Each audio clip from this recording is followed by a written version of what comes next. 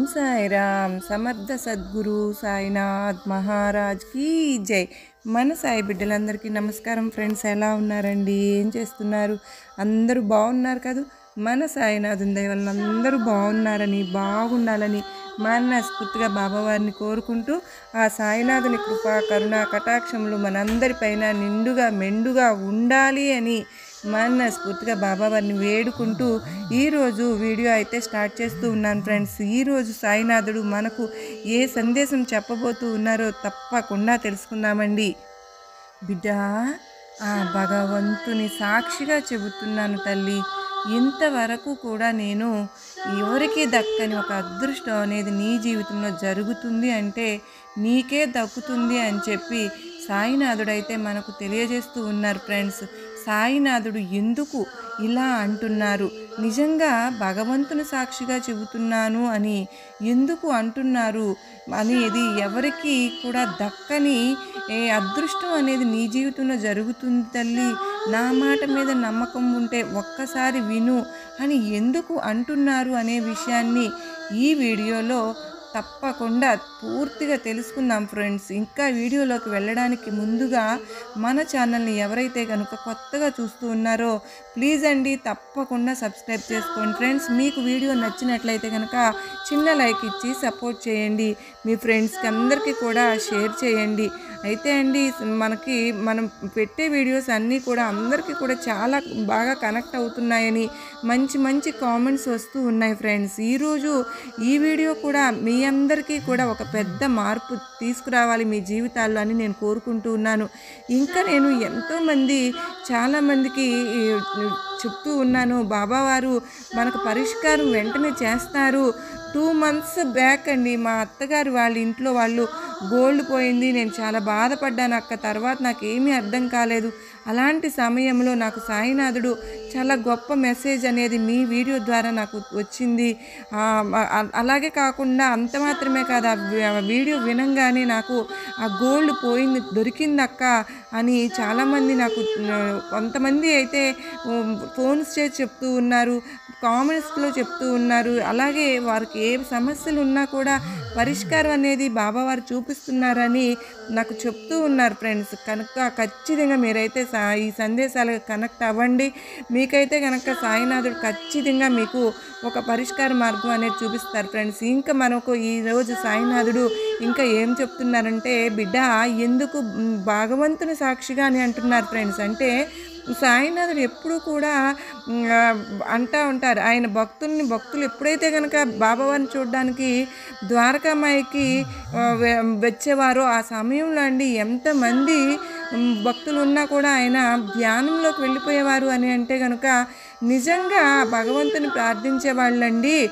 వాళ్ళు ఎప్పుడూ కూడా ఎందుకోసం ధ్యానంలోకి వెళ్తున్నారు అనేది మనందరి కోసం సాయినాథుడు మన ధ్యానంలోకి వెళ్ళి మన కష్టాలు తీరుస్తున్నారు. సాయినాథుడు మనకు సహాయం చేస్తున్నారు, దారి చూపిస్తున్నారు, ఒక తండ్రిగా ఉండి. అంతేకాకోకుండా మన కోసం అని చెప్పి ధ్యానంలోకి ఎందుకు వెళ్తున్నారు అంటే ఆ దేవతలతో, భగవంతుడితో, అంటే సాక్షాత్తు ఆ ఈశ్వరుడితో మన సాయినాథుడు మాట్లాడుతూ ఉన్నారు ఫ్రెండ్స్.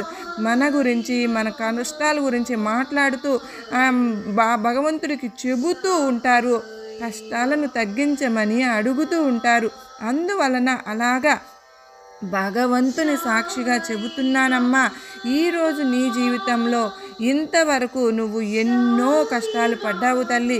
వీటన్నిటికీ కూడా కారణం నువ్వు ఉండే ఓర్పు మటుకే కాదు, మా నమ్మకం, ఓర్పు అనేది ఈరోజు నిన్ను కాపాడుతుంది. అన్నీ కలిపి జీవితంలో ఎవరికి కూడా దక్కని అదృష్టం నువ్వు నమ్మకంతో, ఓర్పుతో ఉన్నావు కనుకనే ఈ రెండు నీ జీవితంలో అలవర్చుకున్నావు కనుకనే నీకు ఇంత అదృష్టం దక్కబోతుంది తల్లి అని సాయినాథుడు చెబుతున్నారు అని అంటే అది ఒట్టి మాటలు కాదండి, సాక్షాత్తు జరిగితేనే సాయినాథుడు చెబుతున్నారన్నమాట. భగవంతుని సాక్షిగా చెబుతున్నాను తల్లి అని అంటే మనం అందరం అనుకుంటాం, సాయినాథుడు మీరు ఇలాగే అంటున్నారు బాబా, నాకు ఎలాంటి అదృష్టము దక్కటం లేదు, జీవితంలో చాలా దురదృష్టవంతురాల్ని, నేను మట్టుకే అయిపోతున్నాను అని చెప్పి మన మీద మనకే చిరాకు పడుతూ ఉంటాము. ఏంటి ఈ జీవితం అని చెప్పేసి విరక్తి కలిగి మనం చాలా వరకు బాధపడుతూ ఉంటున్నాము. ఎంతోమంది ఉన్నారు ఫ్రెండ్స్ అలాగా. అలాంటి వారందరికీ కూడా మంచి ఉత్సాహాన్ని, మంచి ఊపుని మనందరికీ కోసం కూడా ఇచ్చేలాగా సాయినాథుడు ఒక చిన్న కథను అయితే మనకు తెలియజేయబోతూ ఉన్నారు ఫ్రెండ్స్. ఆ కథ ఏంటి అనేది ఈరోజు మనం తెలుసుకుందామండి.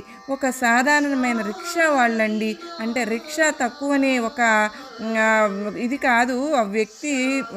నిజంగా అండి భగవంతుడు అంటే సాయినాథుడు అంటే చాలా మట్టుకు ఆయనకి మామూలుగా దేవుళ్ళందరూ కూడా ఆ రిక్షా అతనికి చాలా అంటే చాలా ఇష్టం అన్నమాట. ఆ రిక్షా తొక్కుకుంటూ ఉంటాడు. ప్రత్యేకమైనటువంటి అభిప్రాయం అనేది భగవంతుడంటే అతనికి ఉండేదన్నమాట. అతను చాలా అంటే చాలా వరకు కూడా నమ్మకం కూడా రిక్షా తొక్కుకుంటూ కష్టపడుతూ కూడా ఎప్పుడు ఉండేవాడు. అలాంటి అతను సాయినాథునికి ఎప్పుడైనా సరే ఒక్కరోజైనా సరే నేను కళ్ళారా చూడగలిగితే ఎంత బాగుంటుంది కదా, నా సాయినాథుడు ఎప్పటికైనా నాకు దర్శనం ఇస్తారు అని చెప్పి నమ్మకంతో ఉంటాడు ఫ్రెండ్స్. నిజంగా అండి ఎన్నో పూజలు, ఎన్నో పరిహారాలు, ఎన్నెన్నో మనం వ్రతాలు, మంత్రాలు, వేదాంగాలు చదివినా కూడా వాళ్ళందరికీ కూడా భగవంతుడు దర్శనం ఇస్తారా? నిజంగా ఎన్నో సంవత్సరాల నుంచి నేను గుడిలో పూజారులుగా ఉన్న వాళ్ళకే భగవంతుడు ఒక్కొక్కసారి ఇంతవరకు కూడా నాకు దర్శనం ఇవ్వలేదు.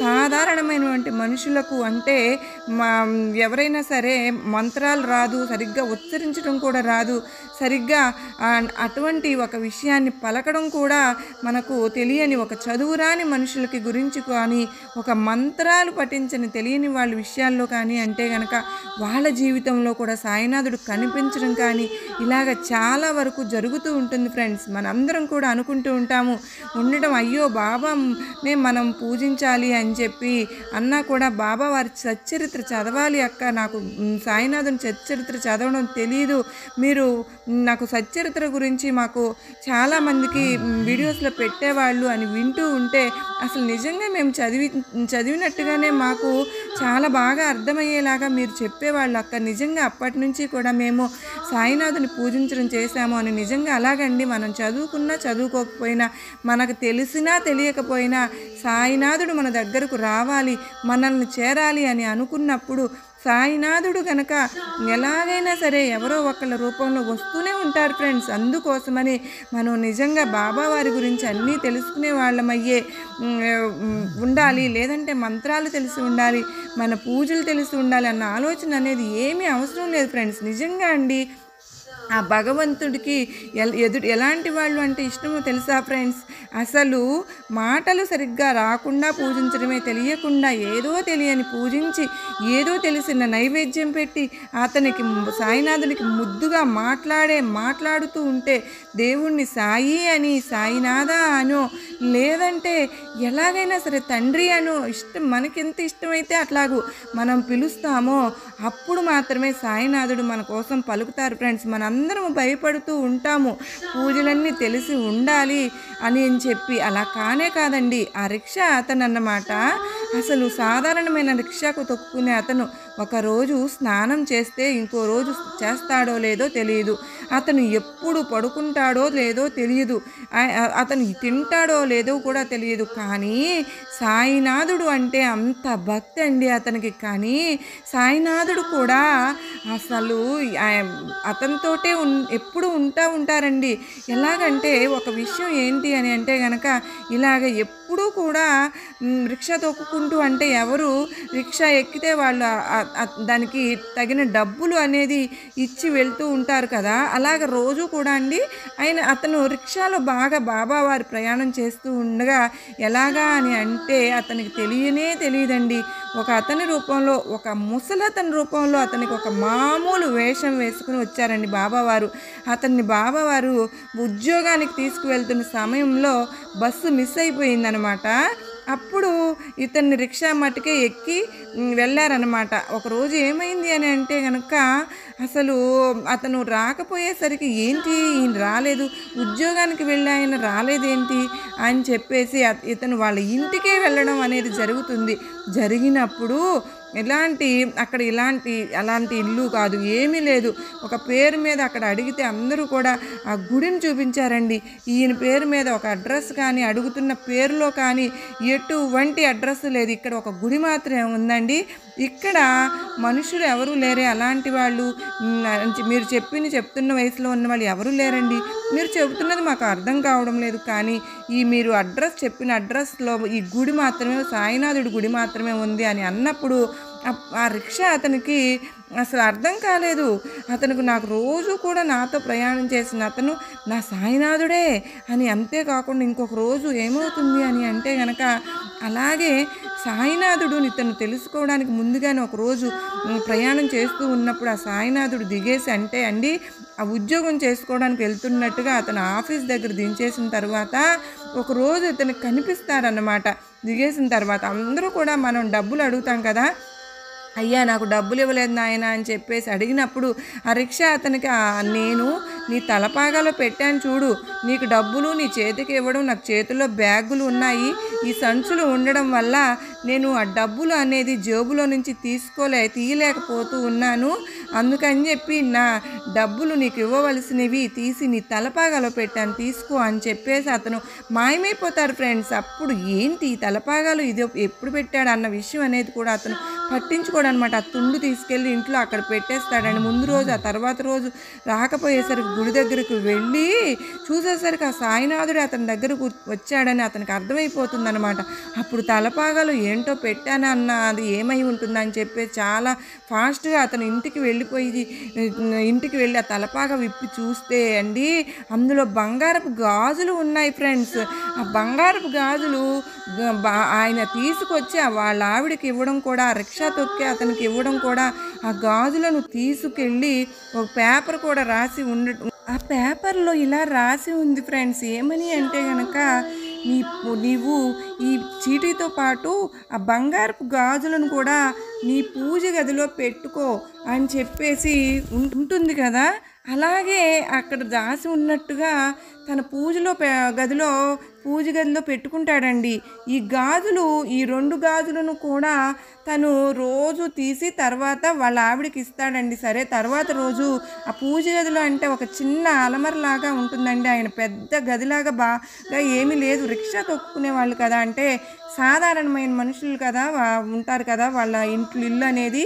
ఇంకా ఆ గదిలోకి ఒక గది, అన్నిటికీ కలిపి ఒకటే గది. ఇకను ఒక చిన్న పక్కన పూజ గదిలాగా చిన్నది ఉంటుంది. ఇంకా ఆ గదిలోకి అంటే అక్కడికి వెళ్ళి తను ఇంకా విభూది పెట్టుకుందామని చెప్పి వెళ్ళేసరికి మళ్ళీ ఆ 2 గాజులు అండి మళ్ళీ తను తీసి చూస్తాడు, వాళ్ళ ఆవిడకి ఇస్తాడు.